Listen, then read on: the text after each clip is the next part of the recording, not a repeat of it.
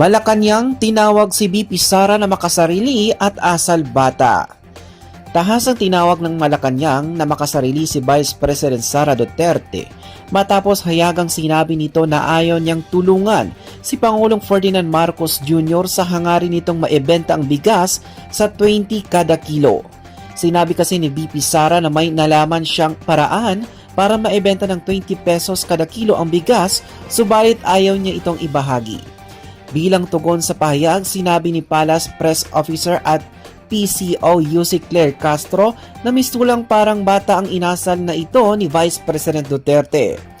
Ayon kay Castro, hindi isang playground ang gobyerno para sa mga isip bata na katulad ni Vice President. Gate ni Castro sa naging aksyon na ito ng Vice Presidente, lumabas ang tunay nitong anyo at kulay bilang public servant na isang makasarili. Binigyan din ni Castro na ang kapakanan ng taong bayan ang dapat na mangibabaw lalo pa at marami anyang mga Pilipino ang nahihirapang bumili ng pagkain kahit pamurang bigas. Dapat anyang isipin ng Vice Presidente na ang paglilingkod sa bayan ay hindi isang laro, kaya wag sana anya itong mag-asal bata.